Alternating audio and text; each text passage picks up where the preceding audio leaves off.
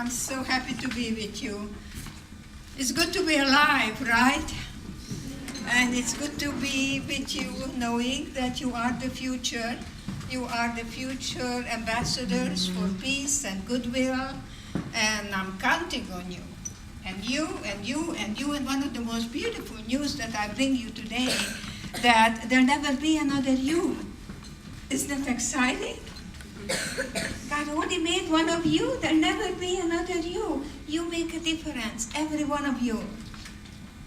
And I'm so happy to let you know that we don't seem to appreciate what we have sometimes until we lose it. And that certainly is about food. I remember there was a time when I didn't get food for 2 weeks. And I'm here to tell you about it. So human body can really be magnificently able to bear a lot of pain. And so I will come to you today to let you know not just what happened, but what I learned from it, and how you can go home and take a look at whether you are locked in, perhaps, in a concentration camp that is in your own mind. And I'll show you that the key is right in your pocket. So with that in mind, I can tell you that, yes, I was born to a very talented family. My parents had 2 beautiful girls, and they decided it's time to have a son. And guess what happened? They got me. They wanted a boy.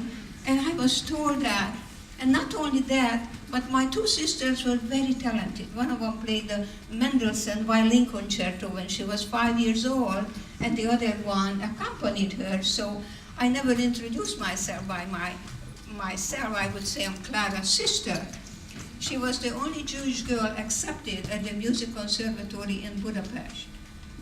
And when we were already going to the camps, my sister Clara was in a camp in Budapest, and her wonderful Catholic professor smuggled her out and hid her until the end of the war. So I will want to talk to you about those wonderful, wonderful people who just reached a point. Sometimes you reach a point in your life and you just can't stand it anymore. You've got to do something. And those were the people who risked their whole lives, and they took the children and they put them in orphanages, and those were the priests and the nuns, and many of them ended up in the concentration camp themselves. One of the things that I can tell you about, that I was my sister's shame. They were very much ashamed of me because I was different. But I didn't realize that different doesn't mean inferior. I'm ugly and I'm puny. The trouble was that I believed them. And I walked in the streets of Hungary, and I didn't want anybody to look at me because I was ashamed how ugly I was. But you know, God doesn't make junk. You're beautiful, just the way you are, and you're a piece of God. And I want to really reinforce that in you. But I didn't know it at the time. My mother took me to a ballet school when I was very young, maybe 4 years old, and my ballet master was a son of a rabbi. And the son of a rabbi told me things that I didn't understand. He said to me, you know, you're so beautiful, and your body is so beautiful, and God built you in such a magnificent way that everything has to come from inside out. But I didn't know that. Today I think that maybe I was put into a family so I could be alone, and I was developing my inner resources that I bring you today, that the power came from within. The question comes up, you know, how can you find within when nothing comes from without? And I'll tell you how I found God and the strength that I bring you today, and the defiant power of the Spirit. What happened? That I was going to be prepared for the Olympics. I was a very talented gymnast, but I was told one day that I don't qualify because I'm Jewish. And that was a tremendous, tremendous, tremendous shock for me. And then things began to get much worse. Yes, I was wearing the yellow star, and yes, there was a knock on my door. That was March 1944, when the Hungarians joined Hitler, and I was in a brick factory, and then I was put in a cattle car. I had a boyfriend, his name was Eric, and he found me somewhere in a way that there was a little light in the cattle car, and he said to me, "I will never forget your eyes and your hands."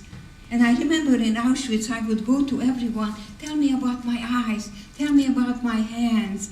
And I said to myself, if I survive today, then tomorrow I'll be free. Tomorrow, tomorrow, tomorrow. I didn't allow them to murder my spirit. They could throw me in a gas chamber. We never knew what was going to happen next. When we went to take a shower, we didn't know whether water is coming out or gas. So let me tell you about my beautiful mom. When we were in a cattle car, I remember she hugged me and she said to me, "We don't know where we're going. We don't know what's going to happen. Just remember, no one can take away from you what you put here in your own mind." And this is what I'm telling you today. What happened, you see, I was among the dead when I was liberated in 1945, and I was in a hospital, and they put me in a cast, and I couldn't walk, and so slowly, slowly, slowly, I am today here with you. And when my mom told me that, and I came to America, and I went to school, and yes, I graduated with honors, I needed to go back to Auschwitz and thank my mother that she was right. Because you see, we Jews, we do not mourn the dead, we honor the dead.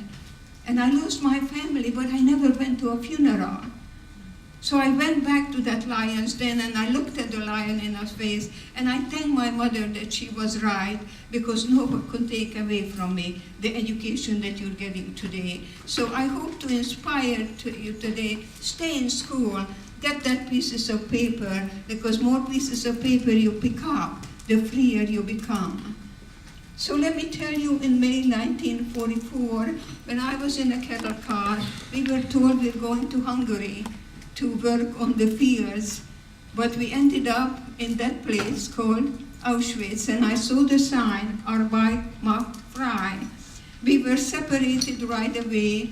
I was with my mom, my sister Magda, and my father was separated. And we were in a line, and the end of the line, I was touched by an angel, the angel of death, called Dr. Mengele. Dr. Mengele pointed to the left and told my mom to go there.